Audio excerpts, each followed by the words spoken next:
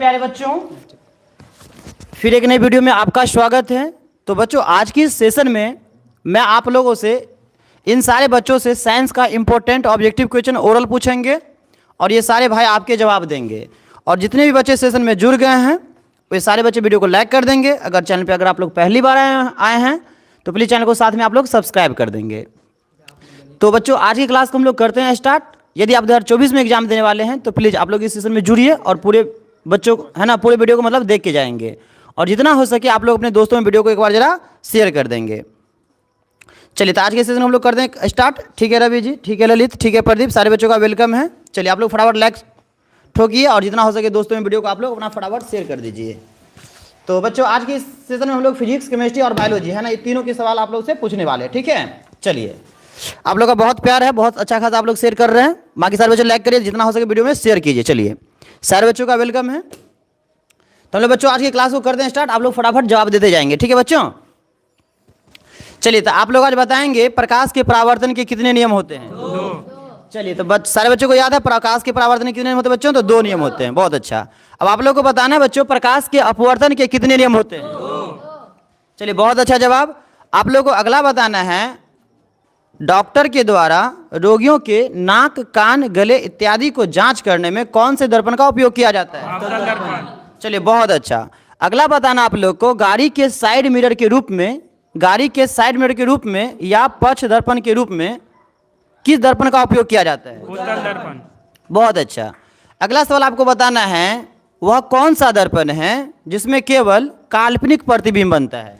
समतल। हाँ, तो याद रहना बच्चों, केवल है ना, अगर हम लोग आभासी की या काल्पनिक की बात करें तो उत्तल दर्पण और समतल दर्पण में केवल काल्पनिक बनता है। अवतल में वास्तविक और काल्पनिक दोनों प्रकार के प्रतिबिंब बनते हैं। आपका अगला सवाल रहेगा हीरा का अपवर्तनांक कितना होता है? 2.42। ठीक है, तो आप लोग को बच्चों याद रखना है हीरे का अपवर्तनांक 2.42 होता है। बहुत अच्छा है। आपका अगला सवाल रहेगा मेरे प्यारे बच्चों, निर्वात में प्रकाश की चाल कितनी होती है? 3 × 10 की पावर 8 चलिए, मीटर पर सेकंड। हाँ, एक बार फिर से बताइए तो। 3 × 10 की पावर 8 मीटर पर सेकंड। ठीक है, तो सारे बच्चों को याद रखना बच्चों, निर्वात में प्रकाश की चाल होती है 3 × 10 की पावर 8 मीटर प्रति सेकंड। बहुत अच्छा। आपका बच्चा अगला सवाल रहेगा दंत विशेषज्ञ कौन सा दर्पण का उपयोग करते हैं? अवतल दर्पण। बहुत अच्छा। तो आप लोग को याद रखना बच्चों, दंत विशेषज्ञ जो होते हैं ना वो कौन से दर्पण का उपयोग करता है? हाँ, तो अवतल दर्पण का उपयोग करता है। बहुत अच्छा है। आपका अगला सवाल रहेगा वह कौन सा दर्पण है जिसे अभिसारी दर्पण भी कहा जाता है? अवतल दर्पण। हाँ, तो याद रखना बच्चों, अवतल दर्पण का ही दूसरा नाम है अभिसारी दर्पण और उत्तल दर्पण का दूसरा नाम? हाँ, ठीक है। कौन सा दर्पण है जिसका परावर्तक सतह धंसा रहता है? अवतल का परावर्तक सतह। हाँ, तो याद रखना बच्चों, जो अवतल दर्पण होते हैं उसके परावर्तक सतह धंसा रहता है। चलिए, अब आप लोग को बताना है परावर्तन के नियम से आपतन कोण बराबर क्या होता है? परावर्तन। हाँ, तो सारे बच्चे याद रखेंगे आपतन कोण बराबर परावर्तन होते हैं। आपतन कोण बराबर परावर्तन कोण होते हैं। आपका अगला सवाल रहेगा बच्चों दर्पण का सूत्र बताना है। हाँ, तो सारे बच्चे याद रखना बच्चों, 1/v + 1/u बराबर क्या होता है? 1/f। आपका अगला सवाल रहेगा यदि किसी उत्तल दर्पण का फोकस दूरी 32 सेंटीमीटर दिया है, किस दर्पण का? हाँ, यदि किसी उत्तल दर्पण का फोकस दूरी 32 सेंटीमीटर दिया है तो उसका वक्रता त्रिज्या क्या होगा? 16 सेंटीमीटर। 32 R बराबर क्या होता है? नहीं, 2f। F बराबर होता है R/2 और R बराबर 2f। तो हम आपको F कितना बताए थे? 32 ना? 32 बोले थे। हाँ, मैंने भी बोला था आप लोग का उत्तल दर्पण की फोकस दूरी 32 सेंटीमीटर है तो उसकी वक्रता त्रिज्या क्या होगी? तो हम लोग जानते हैं R बराबर 2f। तो 32 दिए तो 64 ना होगा? 32 दूनी? हाँ, फोकस दूरी आधी होती है और वक्रता त्रिज्या दुगुनी होती है ना फोकस दूरी की, तो 32 दूनी कितनी हो जाएगा? हाँ, 64 हो जाएगा। आपका अगला सवाल रहेगा सर्च लाइट का परावर्तक सतह होता है? अवतल दर्पण। हाँ, तो याद रहना आप लोगों को सर्च लाइट का परावर्तक सतह होता है अवतल दर्पण। ठीक है। आपका अगला सवाल रहेगा प्रकाश के अपवर्तन के कितने नियम? 2 नियम। ठीक है। आपका अगला सवाल रहेगा उत्तल लेंस का दूसरा नाम क्या है? अपसारी लेंस। हाँ, तो सारे बच्चों को याद रखना बच्चों, उत्तल लेंस का दूसरा नाम क्या है? अभिसारी लेंस है। बहुत अच्छा। आपका अगला सवाल रहेगा, प्रकाश पुंज कितने प्रकार के होते हैं? 3। बहुत अच्छा। आपको अगला बताना है, लेंस में मुख्य फोकस की संख्या कितनी होती है? हाँ, तो सारे बच्चों को याद रखना बच्चों, लेंस में मुख्य फोकस की संख्या कितना होता है? तो 2 होता है। आपका अगला सवाल रहेगा, किसी शब्दकोश अर्थात डिक्शनरी में दिए गए छोटे अक्षरों को पढ़ते समय आप कौन सा लेंस पसंद करेंगे? 5 सेंटीमीटर का उत्तर लेंस। हाँ, तो याद रखना बच्चों, 5 सेंटीमीटर का उत्तल लेंस। आपका अगला सवाल रहेगा, एक साधारण प्रिज्म में कितने सतह होते हैं? तो सारे बच्चों को याद रखना बच्चों, एक साधारण प्रिज्म में कितने सतह होते हैं? हाँ, 5 होते हैं। तो बच्चों आपका अगला सवाल रहेगा, आंख व्यवहार करता है किस लेंस की तरह? हाँ, तो उत्तल लेंस की तरह। या आंख में कौन सा लेंस लगा रहता है? तो उत्तल लेंस लगा रहता है। आपका अगला सवाल रहेगा, अवतल लेंस का फोकस दूरी होता है?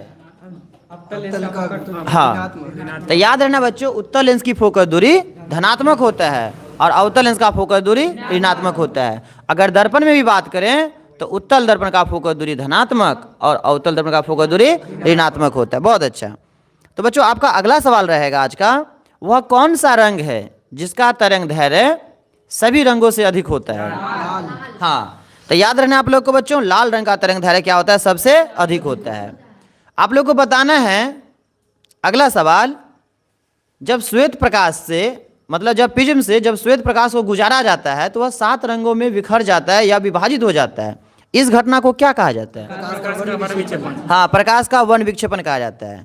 तो बच्चों आपका अगला सवाल रहेगा, अभिसारी लेंस किस लेंस को कहते हैं? अवतल लेंस। अवतल लेंस को। उत्तल लेंस। हाँ, अवतल अवतल लेंस। चलिए अच्छा समझिए, सवाल था अभिसारी लेंस ना, तो याद रखेंगे उत्तल लेंस का ही दूसरा नाम क्या है? अभिसारी लेंस है। ठीक है। आपका अगला सवाल रहेगा, लेंस की क्षमता का एसआई मात्रक क्या होता है? डायोप्टर। हाँ, तो सारे बच्चे याद रखेंगे, लेंस की क्षमता का एसआई मात्रक क्या होता है? तो डायोप्टर होता है। आपका अगला सवाल रहेगा, स्पष्ट दृष्टि की न्यूनतम दूरी क्या होती है? 25 सेंटीमीटर। हाँ, तो सारे बच्चों को याद रखना है, स्पष्ट दृष्टि की न्यूनतम दूरी 25 सेंटीमीटर। अगर दूरबिंदु की बात करें तो अनंत। हाँ, तो दूरबिंदु हो जाएगा अनंत। ठीक है। आपका अगला सवाल रहेगा, एक बाल्टी में मतलब पानी भरा हुआ है और सिक्का जो है ना उसमें ना ऊपर उठा प्रतीत हो रहा है, किस घटना के कारण? हाँ, तो याद रखना अपवर्तन के कारण, प्रकाश के वायुमंडलीय अपवर्तन के कारण। चलिए आपका अगला सवाल रहेगा, हाँ, तो आपका अगला सवाल रहेगा बच्चों, किस लेंस का फोकस दूरी धनात्मक होता है? तो याद रखेंगे उत्तल लेंस का फोकस दूरी धनात्मक होता है। आपका अगला सवाल रहेगा, मानव की आंख पर जहां पर किसी वस्तु का प्रतिबिंब बनता है उसे क्या कहते हैं? हाँ, तो किसी वस्तु का प्रतिबिंब बनता है रेटिना पे, याद रखना। ठीक है। आप लोग को बताना है, निकट दृष्टि दोष में कहाँ की वस्तु साफ साफ दिखाई देती है? ठीक है, तो सारे बच्चों को याद रखना बच्चों, निकट दृष्टि दोष में निकट की वस्तु क्या करती है? साफ साफ दिखाई देती है। आपका अगला सवाल रहेगा, दूर दृष्टि दोष का निवारण किस लेंस से किया जाता है? हाँ, तो सारे बच्चों को याद रखना बच्चों, दूर दृष्टि दोष को हाँ उत्तल लेंस के चश्मे द्वारा दूर किया जाता है। और बात करें निकट दृष्टि दोष की तब हाँ अवतल लेंस के चश्मे द्वारा दूर किया जाता है। ठीक है। आपका अगला सवाल रहेगा, मानव नेत्र में प्रकाश किस रास्ते प्रवेश करता है? हाँ, तो इसका सही आंसर हो जाएगा कॉर्निया हो जाएगा। बहुत अच्छा। तो बच्चों आपका अगला सवाल ये रहेगा, आकाश का नीला रंग होना किस परिघटना का परिणाम है? वायुमंडलीय अपवर्तन। यहाँ पे परिकिरणन होगा, वायुमंडलीय मतलब परिकिरणन जो होता है, स्कैटरिंग जो होता है ना, इसके कारण क्या होता है? हाँ, आकाश नीला दिखाई देता है। ठीक है। आपका अगला सवाल है बच्चों, यदि कोई अंतरिक्ष यात्री अगर अंतरिक्ष में जाएगा तो उसे अंतरिक्ष कैसा दिखाई देगा? बिल्कुल, नीला की अपेक्षा उसे काला दिखाई देगा। आपका अगला सवाल रहेगा, एक एंगस्ट्रम का मान कितना होता है? हाँ बोलिए, एक एंगस्ट्रम का मान कितना होता है? तो सारे बच्चों को याद रखना है 10 की पावर माइनस 10 मीटर, 10 की पावर माइनस 10 मीटर। ठीक है। आपका अगला सवाल रहेगा बच्चों, मानव नेत्र में किस प्रकार का लेंस पाया जाता है? हाँ, उत्तल लेंस। आपका अगला सवाल रहेगा बच्चों, एक स्वस्थ आंख का दूर बिंदु कितना होता है? हाँ, तो बिल्कुल अनंत होता है। आपका अगला सवाल रहेगा, किसी वस्तु का प्रतिबिंब हमारे आंख में जो बनता है ना वो कैसा बनता है, मतलब वास्तविक बनता है या फिर आभासी बनता है? तो याद रखना, वास्तविक बनता है, उल्टा बनता है और वस्तु से छोटा या बड़ा? हाँ, तो छोटा बनता है, बिल्कुल। आपका अगला सवाल रहेगा, जब प्रिज्म से श्वेत प्रकाश को गुजारा जाता है तो सबसे कम विचलित कौन सा रंग होता है? तो लाल रंग सबसे कम होता है और बैंगनी रंग सबसे हाँ ज़्यादा होता है, याद रखना। चलिए, और आप लोग से प्यारा सा रिक्वेस्ट होगा, जो भी बच्चे चैनल पे पहली बार आएंगे प्लीज़ वीडियो को लाइक करेंगे, है ना, एक प्यारा सा कमेंट करेंगे। चलिए, तो अब हम लोग कुछ बायोलॉजी के फिर ऑब्जेक्टिव पूछ लेते हैं, फिर फिजिक्स के भी बीच में पूछते रहेंगे। चलिए, तो सारे बच्चे बताइए अब, आरबीसी अर्थात लाल रक्त कोशिका जो होती है ना, इसकी जीवन अवधि कितने दिनों की होती है? हाँ, तो याद रखेंगे बच्चों, 120 दिनों की। कितने दिनों की? 120 दिनों की। अगर हम लोग बात करें WBC अर्थात श्वेत रक्त कोशिका की, तो इसकी जीवन अवधि कितने दिनों की होती है? हाँ, 12 से 20 दिनों की होती है। ठीक है, हाँ चलिए ठीक है युवराज कुशवाहा, आपका भी आंसर बिल्कुल ही सही आ रहा है बच्चों। चलिए, आपका अगला सवाल रहेगा, पादप में जाइलम उत्तरदायी होता है किसके लिए? हाँ, तो याद रखना बच्चों, पादप में जो जाइलम होता है ना, ये जल का परिवहन के लिए उत्तरदायी होता है। अगर हम लोग फ्लोएम की बात करें तो हाँ, भोजन का संवहन के लिए। आपका अगला सवाल रहेगा बच्चों, मनुष्य में वृक्क एक तंत्र का भाग है जो संबंधित होता है किससे? हाँ, तो वृक्क जो होता है, किडनी जो होता है ना बच्चों, ये किससे संबंधित होता है? हाँ, उत्सर्जन से। आपका अगला सवाल रहेगा, स्वपोषी पोषण के लिए कौन कौन से पदार्थ की आवश्यकता होती है? जल और कार्बन डाइऑक्साइड। हाँ, तो सारे बच्चों को याद रखना है, स्वपोषी पोषण के लिए अर्थात प्रकाश संश्लेषण के लिए 4 चीजों की आवश्यकता होती है: सूर्य का प्रकाश, कार्बन डाइऑक्साइड, जल और क्लोरोफिल, है ना, ये 4 चीज चाहिए ही चाहिए। आपका अगला सवाल रहेगा, पतियों में गैसों का आदान प्रदान कहाँ से होता है? तो सारे बच्चों को याद रखना, ठीक है प्रदीप जी, पतियों में गैसों का आदान प्रदान कहाँ से होता है? हाँ, रंध्र से होता है, बिल्कुल। बताइए, दिखंडन किस में होता है? हाँ, बहुत अच्छा, अमीबा में होता है। अगला सवाल आपका रहेगा, निम्नलिखित में किसे कोशिका का ऊर्जा मुद्रा के रूप में जाना जाता है? तो बिल्कुल एटीपी हो जाएगा। आपका अगला सवाल रहेगा, मानव हृदय में कितने कोष्ठ होते हैं? हाँ बिल्कुल, 4 होते हैं, बायां दायां अलिंद, बायां दायां निल्य। आपका अगला सवाल रहेगा, मैग्नीशियम पाया जाता है किस? क्लोरोफिल में। बिल्कुल, तो बच्चों याद रखना, मैग्नीशियम किस में पाया जाता है? तो क्लोरोफिल में पाया जाता है। आपका अगला सवाल रहेगा, मस्तिष्क उत्तरदायी है, ऑप्शन लीजिए आप लोग। सवाल है, मस्तिष्क उत्तरदायी है किसके लिए? सोचने के लिए, हृदय संपादन के लिए, शरीर का संतुलन बनाने के लिए, या इनमें से सभी? तो सारे बच्चे याद रखना, इनमें से सभी के लिए आवश्यकता होता है, बिल्कुल। आपका अगला सवाल रहेगा, हरे पौधे क्या कहलाते हैं? तो सारे बच्चों को याद रखना बच्चों, हरे पौधे क्या कहलाते हैं? अगर स्वपोषण रहेगा तब हाँ, तब उत्पादक कहलाएगा, बिल्कुल। पौधे में श्वसन क्रिया के अंतर्गत एटीपी के टूटने से कितनी ऊर्जा मुक्त होती है? हाँ, तो 30.5 किलो जूल प्रति मोल, बिल्कुल। आपका अगला सवाल रहेगा, मानव हृदय का औसत प्राकुंचन दाब क्या होता है? ठीक है, अगर अनुशीतलन रक्त दाब बोले तो बिल्कुल 80 mmHg, बहुत अच्छा। तो बच्चों आपका अगला सवाल ये रहेगा, ध्यान से सुनना है, हमारे शरीर में जो खून होता है, रक्त जो होता है, इसका पीएच मान कितना होता है? हाँ, तो सारे बच्चों को याद रखना है बच्चों, हमारे शरीर में जो रक्त होता है ना, इसका पीएच मान कितना होता है? 7.4 होता है। आपका अगला सवाल रहेगा, रक्त लाल क्यों दिखता है? हीमोग्लोबिन के कारण। हाँ बिल्कुल, हीमोग्लोबिन के कारण। आपका अगला सवाल रहेगा बच्चों, अमीबा अपना भोजन कैसे पकड़ता है? के द्वारा। हाँ, तो बिल्कुल कूटपाद के द्वारा पकड़ता है। आपका अगला सवाल रहेगा, प्रकाश संश्लेषी अंग किसे कहा जाता है? पत्ता को। याद रखना बच्चों, प्रकाश संश्लेषी अंग किसको कहा जाता है? तो पत्ती को। अगर प्रकाश संश्लेषी अगर अंगक बोले तो हाँ, तो क्लोरोप्लास्ट या फिर हरित लवक हो जाएगा। आपका अगला सवाल है बच्चों, हृदय मुख्य अंग है किसका? हाँ, तो बिल्कुल याद रखना, परिवहन अंग का। इनमें से बताना है आपको, उत्सर्जी अंग कौन नहीं है? फेफड़ा, यकृत, अग्नाशय या वृक्क? तो अग्नाशय हो जाएगा। मनुष्य का दिल 1 मिनट में कितनी बार धड़कता है? हाँ, तो लगभग 72 बार धड़कता है, बिल्कुल। ये जरूरी नहीं कि 72 बार धड़केगा, एगो मतलब अनुमान है कि 72 बार धड़केगा। आपका अगला सवाल रहेगा, पौधे के उत्सर्जी पदार्थ निम्न में कौन है? ऑप्शन लीजिए, गोंद, रेजिन, टैनिन या इनमें सभी? बिल्कुल, तो यहाँ पे इनमें से सभी हो जाएंगे। आपका अगला सवाल रहेगा, कौन सा संवहन उत्तक है? कौन सा संवहन उत्तक है? जाइलम फ्लोएम दोनों। हाँ, तो जाइलम और फ्लोएम दोनों। आपका अगला सवाल रहेगा बच्चों, मनुष्य के शरीर की सबसे बड़ी ग्रंथि का नाम बताइए। बिल्कुल, तो याद है बच्चों, मनुष्य के शरीर की सबसे बड़ी ग्रंथि क्या हो जाएगा? तो यकृत हो जाएगा। बहुत अच्छा। आपका अगला सवाल रहेगा, रक्षी कोशिकाएं पाई जाती है, कहाँ पाई जाती है? चलिए, बाकी सारे बच्चे, जितने बच्चे सेशन में जुड़े, सारे बच्चे कमेंट किया करिए फास्ट में। तो बच्चों, रक्षी कोशिकाएं पाई जाती है तो पतियों में, याद रखना कहाँ पाया जाता है? पतियों में। ठीक है, अगला सवाल आपका ये रहेगा, रक्त क्या है? बिल्कुल, तो रक्त क्या है बच्चों? एक प्रकार का उत्तक है। तो आपका अगला सवाल ये रहेगा मेरे प्यारे बच्चों, हम लोग जो सांस लेते हैं उसमें कौन सी गैस लेते हैं? ऑक्सीजन। बिल्कुल, आप छोड़ते हैं कौन सी गैस? हाँ, तो कार्बन डाइऑक्साइड। आपका अगला सवाल रहेगा, पेड़ पौधा श्वसन में कौन सा गैस ग्रहण करता है? कार्बन डाइऑक्साइड नहीं करता है। एक बार सवाल समझिए, सवाल था आप लोग का, पेड़ पौधा श्वसन में, श्वसन बोल रहे हैं सांस लेने में, पेड़ पौधा श्वसन में कौन से गैस का उपयोग करते हैं? कार्बन डाइऑक्साइड का उपयोग करते हैं, ऑक्सीजन छोड़ के। नहीं, आप लोग को याद रखना है बच्चों, पेड़ पौधा भी श्वसन में ऑक्सीजन का यूज करते हैं और छोड़ते हैं कार्बन डाइऑक्साइड। हाँ, लेकिन वो जो प्रकाश संश्लेषण करते हैं ना, हम लोग जानते हैं प्रकाश संश्लेषण के लिए CO2 की जरूरत होती है ना? बिल्कुल, हाँ। आपका अगला सवाल रहेगा, मछली के श्वसन अंग का नाम बताना है। बिल्कुल, अगला सवाल आपका रहेगा, कीटों में प्रमुख श्वसन अंग क्या होते हैं? हाँ, तो ऑप्शन लीजिए।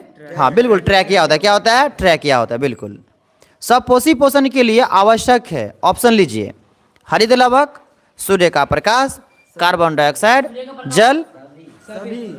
बिल्कुल, हाँ, सपोषी पोषण के लिए से सभी चीज चाहिए। अगर एक भी चीज कम पड़ जाएगा ना बुआ, तो क्या हो जाएगा? श्वसन बिल्कुल ही नहीं होगा। हाँ, आपका अगला सवाल रहेगा, श्वसन क्रिया में निम्नलिखित किस गैसों को ग्रहण किया जाता है? अभी तो बताए थे ना, श्वसन क्रिया में हम लोग ऑक्सीजन गैस ग्रहण करते हैं, पेड़ पौधा भी ऑक्सीजन गैस हाँ ग्रहण करते हैं। आपका अगला सवाल रहेगा, वाष्पोत्सर्जन कैसा प्रक्रिया है? ऑप्शन लीजिए, रासायनिक प्रक्रिया है या फिर भौतिक प्रक्रिया है? भौतिक प्रक्रिया। तो याद रखिए बच्चों, भौतिक प्रक्रिया है। अगला सवाल, मानव शरीर का सामान्य रक्तचाप होता है? हाँ, 120/80 mmHg। बिल्कुल सही है। तो बच्चों, आपका अगला सवाल रहेगा, वह कौन सा हार्मोन है पादप का जो वृद्धि हार्मोन कहलाता है? Oxygen, gibberellin. हाँ, तो ऑक्सिन और जिब्रेलिन। तो बच्चों, आपका अगला सवाल ये रहेगा, वह पादप का कौन सा हार्मोन है जो पत्तों को, फल को ताजा बना के रखता है? साइटोकाइनिन। बिल्कुल, तो याद है ना, साइटोकाइनिन पेड़ पौधा को, पत्तियों को ना ताजा बना के रखता है। वह कौन सा हार्मोन है पादप का जिसको फल पकाने वाला हार्मोन कहते हैं? एथिलीन। बिल्कुल, एथिलीन। बिल्कुल, आपको अगला सवाल बताना है, कवक में कौन सी पोषण होती है? मृतजीवी। बिल्कुल, मृतोपजीवी होती है।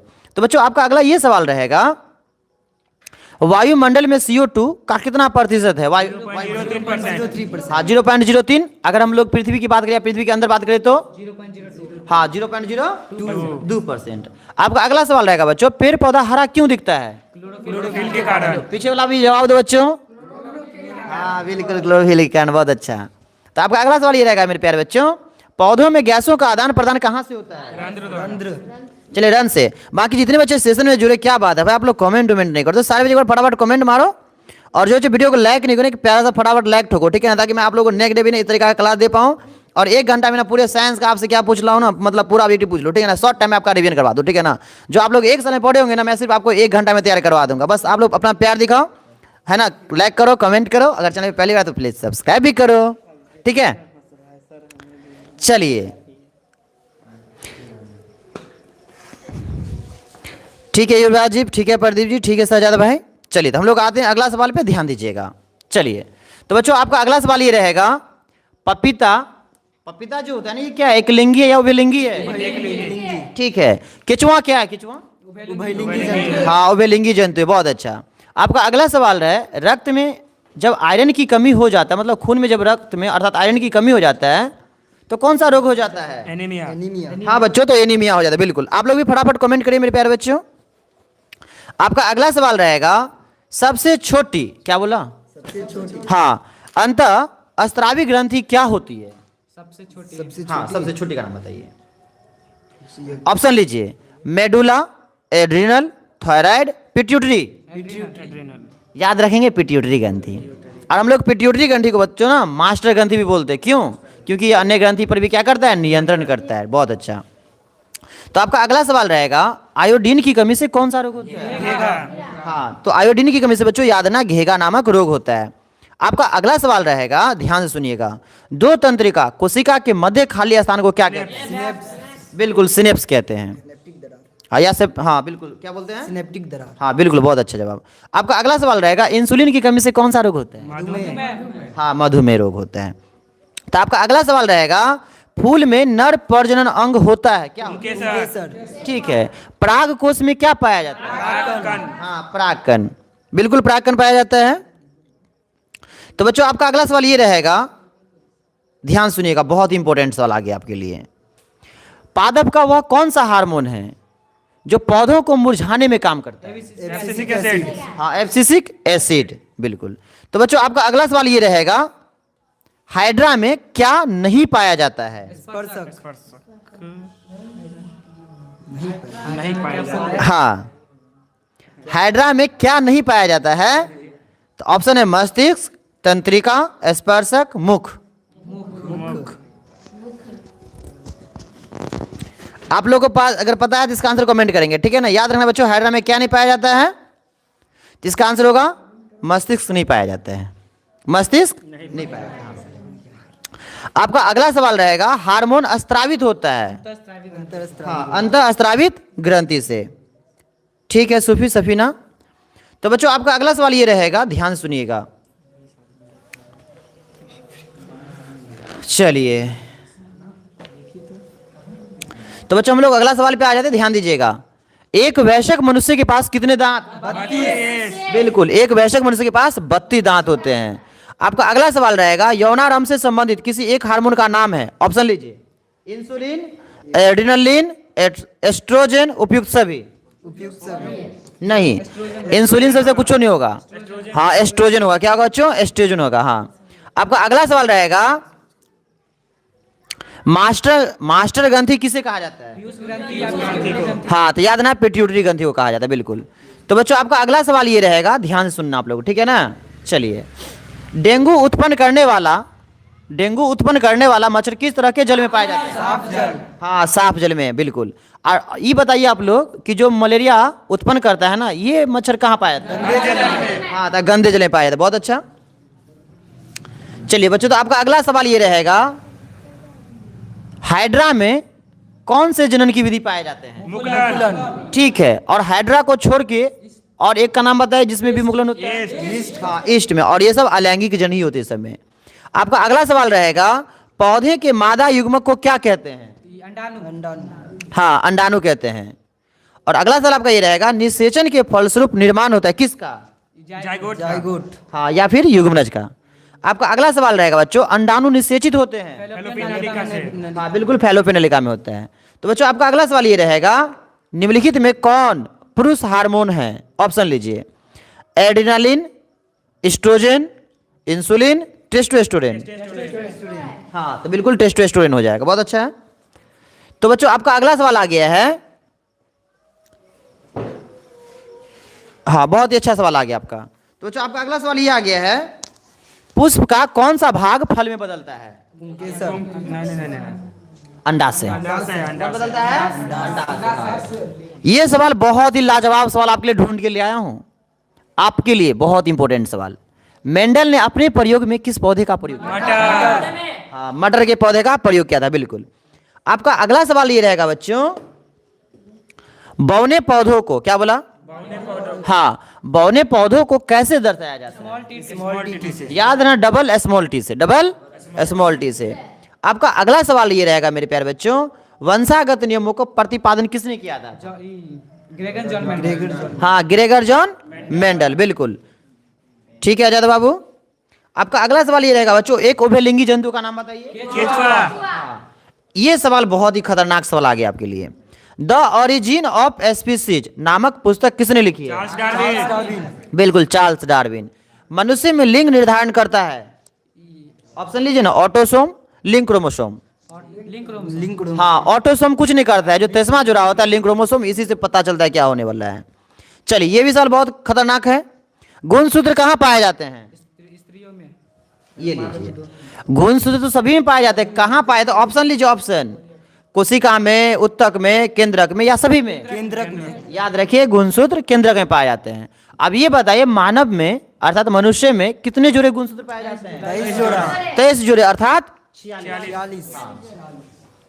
आपका अगला सवाल है, जीन शब्द किसने प्रस्तुत किया था? जी जोहानसन। कौन दिया था? जोहानसन। हाँ जोहानसन, बहुत अच्छा। तो बच्चों आपका अगला सवाल ये रहेगा,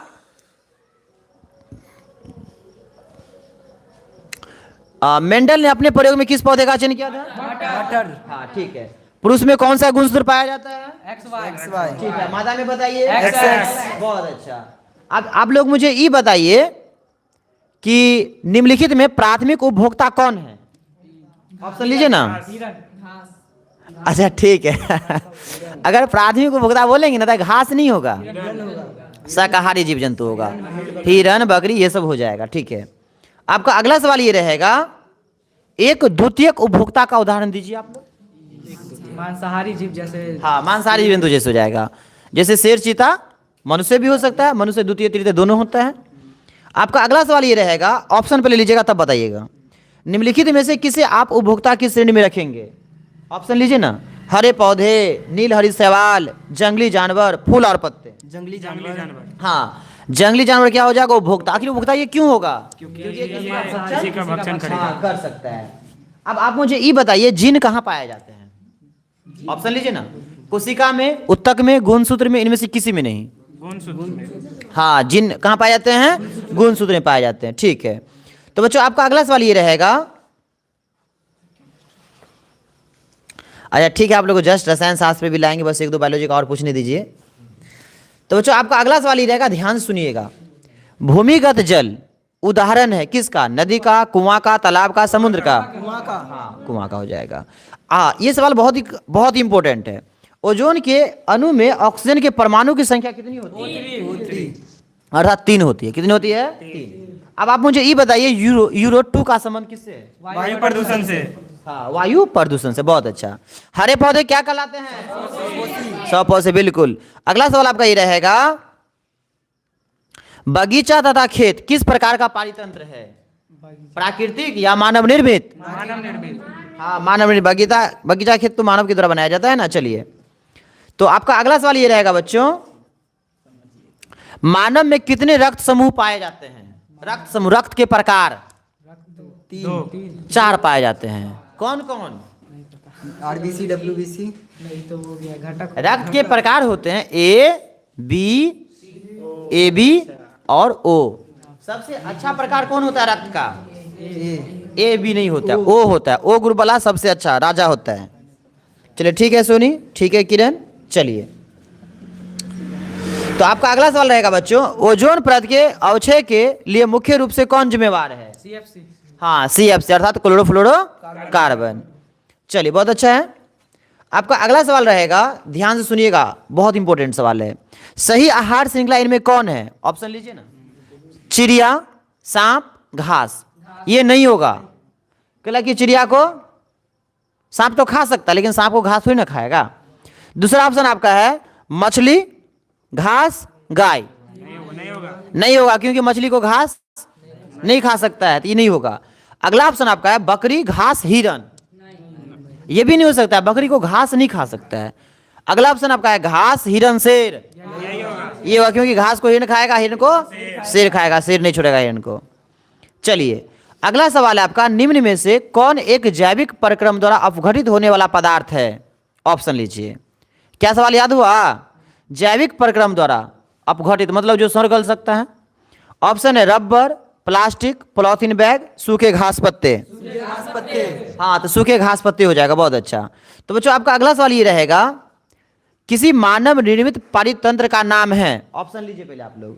नदी, समुद्र, बगीचा या इनमें से कोई नहीं? बगीचा। हाँ बगीचा हो जाएगा। हाँ ये सवाल बताइए, ये सवाल एग्जाम में कई बार पूछे गए हैं। निम्न में कौन से समूह में जैव अनिम्नीकरणीय पदार्थ है? अनिम्नीकरणीय मतलब जानते हो? घटक नहीं। हाँ जो सड़गल कभी नहीं सकता है, ऐसे रहेगा प्रकृति में, अमर बना रहेगा। ऑप्शन लीजिए तो, घास, पुष्प, चमड़ा। ये होगा? घास, पुष्प, चमड़ा नहीं होगा। हाँ अगला है घास, लकड़ी, प्लास्टिक। नहीं होगा। अरे अनिम्नीकरणीय बोला है तो यही ना होगा, काहे कि प्लास्टिक कभी सड़ेगा गलेगा नहीं ना, तो यही वाला आंसर होगा ना। हाँ इस वाला बताइए आप लोग, ओजोन परत कहाँ पाया जाता है? स्टोरफेस पे या वायुमंडल के वायुमंडलीय हाँ वायुमंडल के ऊपरी सतह में। निम्नलिखित में एक जैव अनिम्नीकरणीय पदार्थ है, कौन है? हाँ डीडीटी, क्या हो जाएगा? डीडीटी, बिल्कुल, बहुत अच्छा जवाब आप लोग का हो रहा है। निम्न में आप उत्पादक कहेंगे किसे? ऑप्शन लीजिए, सर्प, ग्रासहॉपर, मेढक या घास। हाँ घास को उत्पादक क्यों कहेंगे? क्योंकि हरे पेड़ पौधे होते हैं। हाँ हरे पेड़ पौधों को उत्पादक कहा जाता है, या जिसमें प्रकाश संश्लेषण होता है हम लोग उसी को उत्पादक कहते हैं। अब आप लोग बताइए स्वपोषी पोषण किसे कहते हैं?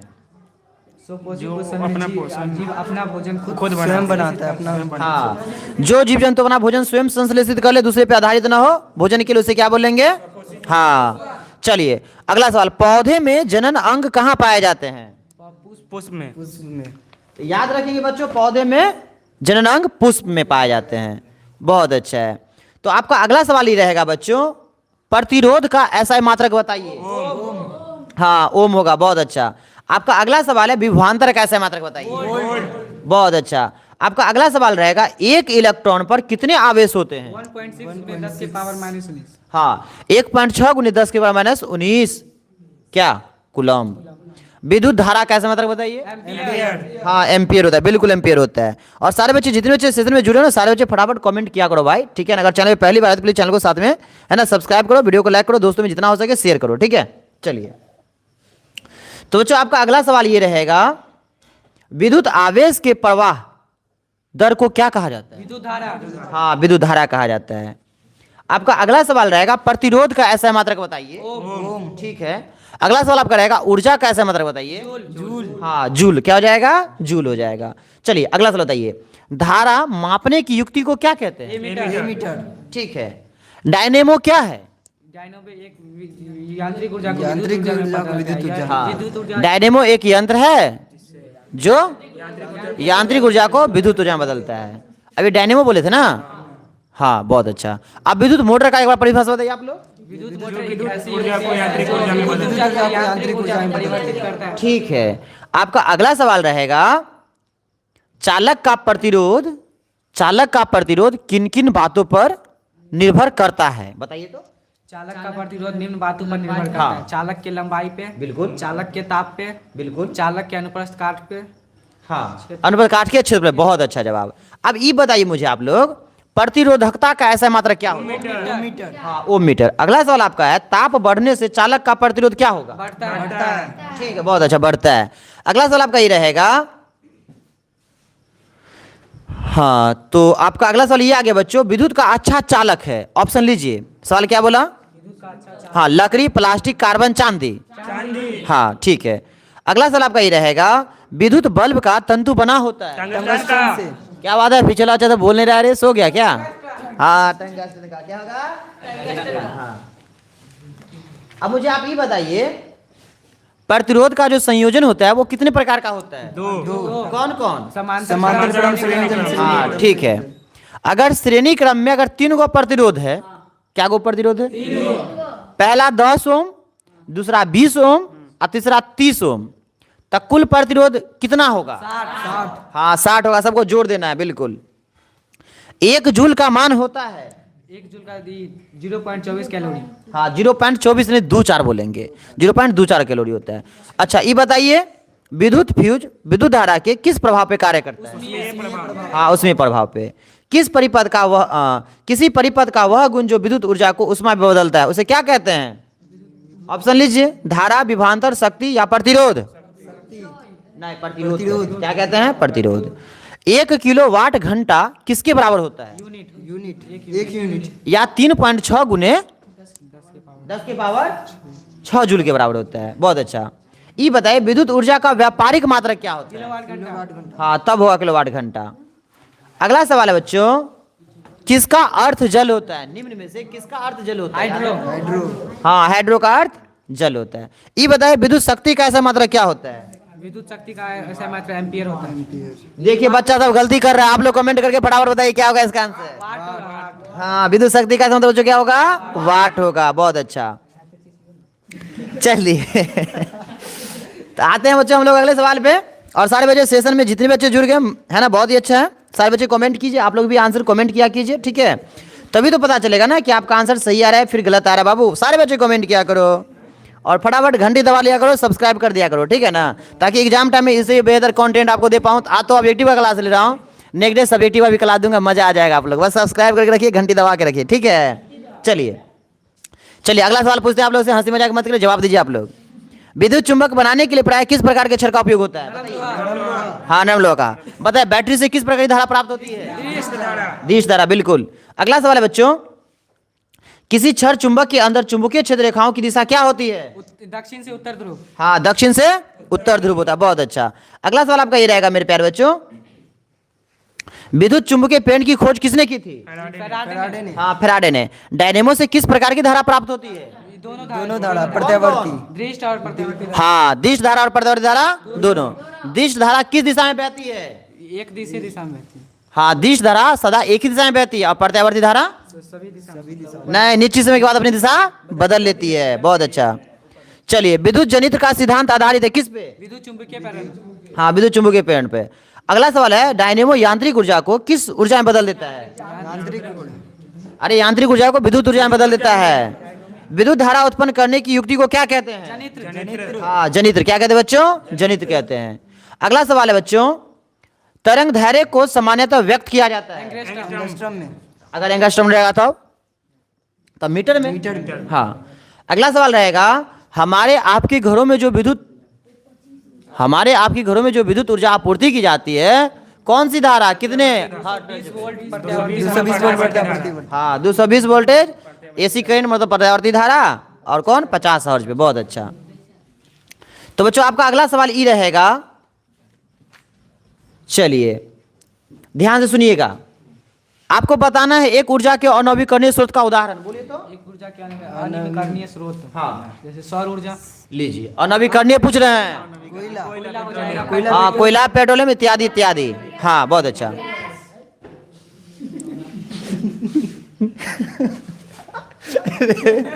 सुनो, चलो अगला सवाल पे आ जाते हैं। बताइए, इनमें ईंधन कौन है? सीएनजी, एलपीजी, लकड़ी या इनमें से सभी? हाँ, ईंधन की बात करें ना तो ईंधन में से क्या हो जाएंगे बच्चों? हाँ, सभी हो जाएंगे। अगला बताइए आप लोग, वायुमंडल में सबसे ज्यादा कौन सी गैस पाई जाती है? नाइट्रोजन। कितना? 78%। हाँ, लगभग 78%। बहुत अच्छा जवाब आप लोगों का, बहुत अच्छा तैयारी है। चलिए अगला सवाल आपका ये रहेगा, अनवीकरणीय ऊर्जा है, ऑप्शन लीजिए। सवाल बोले अनवीकरणीय ऊर्जा है जो कभी खत्म हो सकता है, वैसे नहीं वाला ऑप्शन ढूंढिएगा।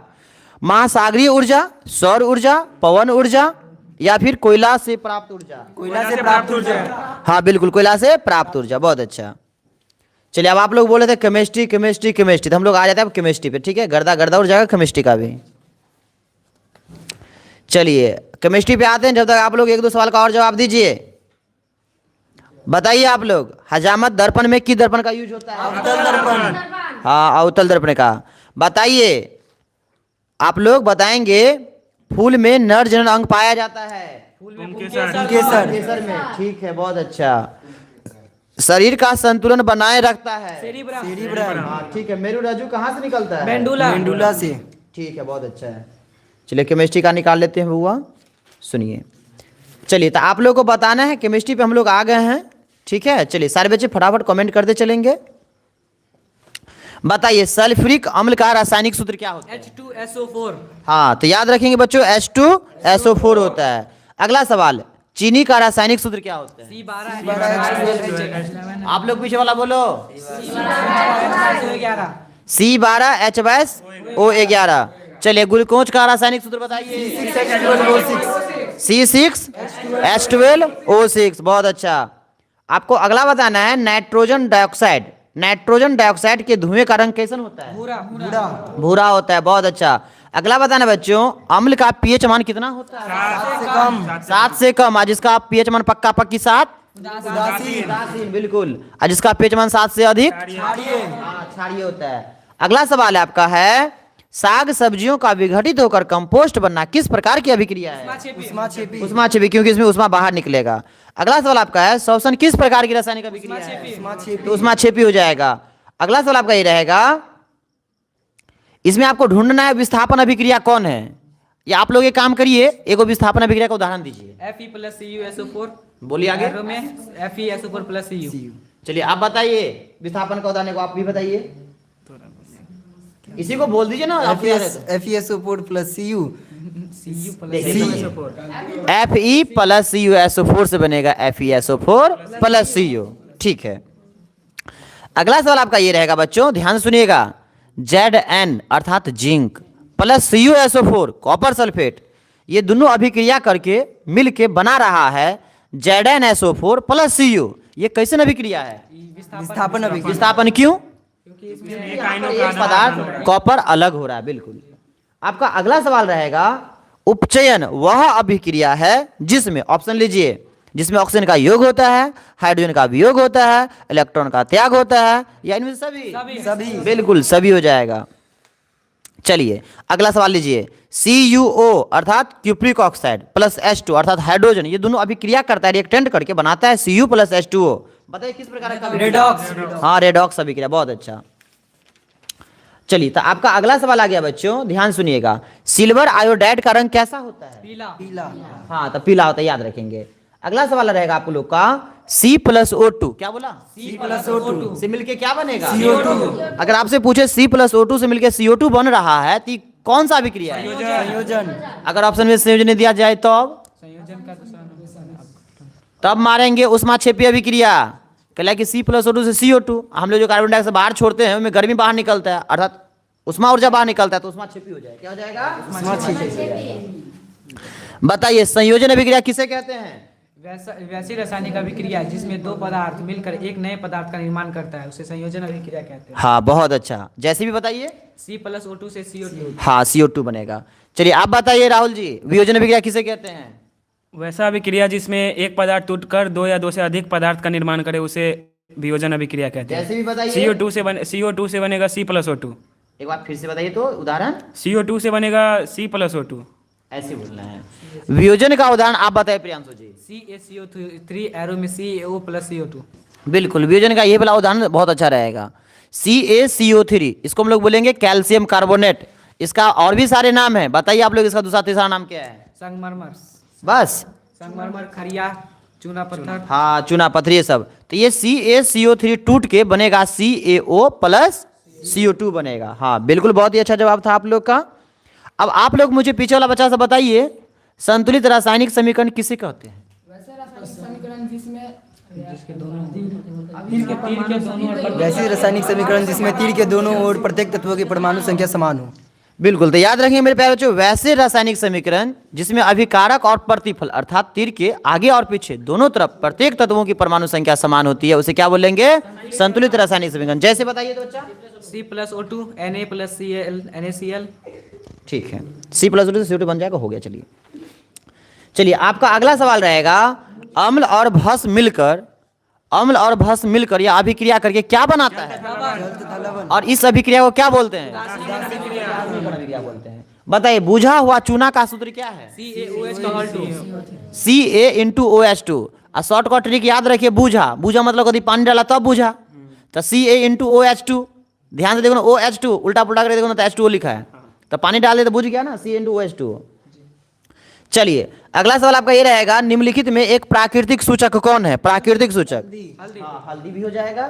अधातु के ऑक्साइड होते हैं क्षारीय। लीजिए, धातु के ऑक्साइड क्षारीय होते हैं। अधातु पूछ रहे हैं। अधातु के अम्लीय होते हैं। हाँ, तो अधातु के ऑक्साइड अम्लीय होते हैं, अगर धातु की बात करें तो क्षारीय होते हैं। चलिए तो ललित जी आप एक पीछे का जवाब दीजिए, तो आप एक और जवाब नहीं दे, खाली पीछे से मुस्कुरा रहे हैं आप।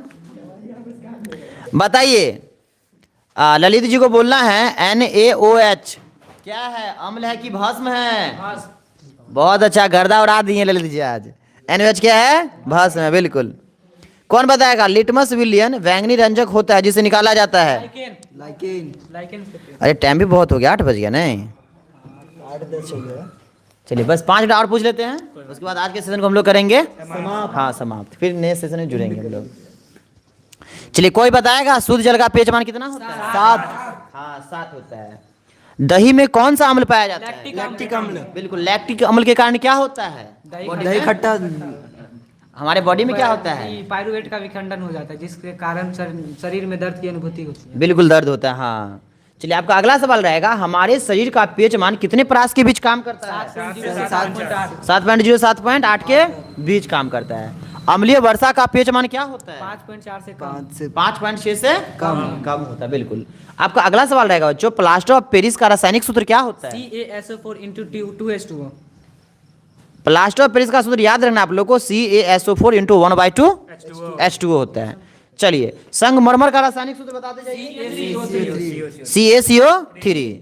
अच्छा ये बताइए नीलाथ का रासायनिक सूत्र क्या होता है? CuSO4 into 5H2O। हाँ, CuSO4 into 5H2O। अगला बताइए निम्नलिखित में कौन विजातीय यौगिक है? चूना पत्थर, संगमरमर, खड़िया, प्लास्टर ऑफ पेरिस। हाँ, प्लास्टर ऑफ पेरिस। अगला सवाल आपका ये रहेगा, बेकिंग सोडा का रासायनिक सूत्र क्या होता है? बेकिंग सोडा का NaHCO3। NaHCO3, बहुत अच्छा। सोडा एस का रासायनिक सूत्र क्या होता है? Na2CO3। ठीक है। अगला सवाल आपका ये रहेगा बच्चों, ध्यान से सुनिएगा सारे बच्चे, प्लास्टर ऑफ पेरिस का रासायनिक नाम क्या है बताइए तो? कैल्शियम अर्धहाइड्रेट। हाँ, कैल्शियम सल्फेट अर्ध हाइड्रेट, बहुत अच्छा। अगला सवाल बताना है आप लोग को, आयोडीन युक्त नमक कौन है? NaCl plus Kl फिर KlNO3 Kl plus Na। ठीक है, KLO3 होगा या KI होगा? KIO3 होगा, याद रखिए। चलिए आपका अगला सवाल रहेगा मेरे प्यारे बच्चों,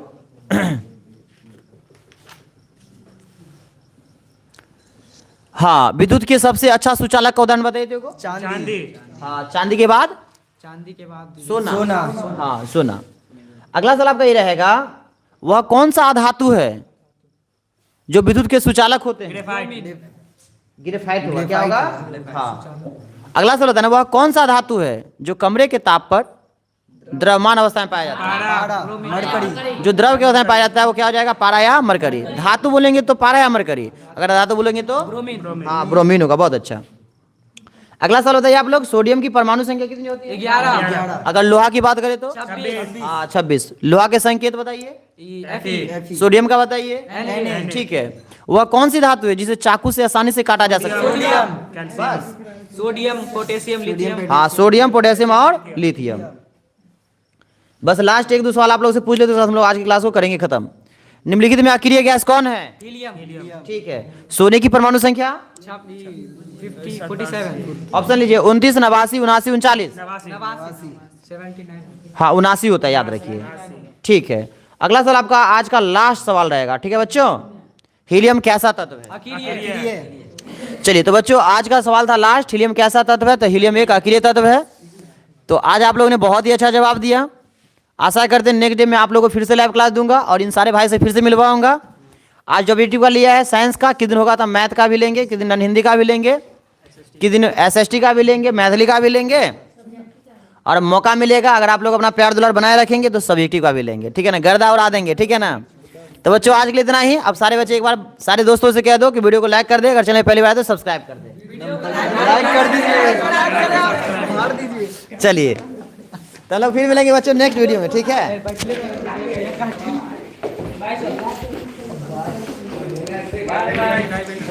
तो हम लोग यहीं पे क्या करेंगे, आज सेशन को खत्म करते हैं। लेकिन आते 20 बोला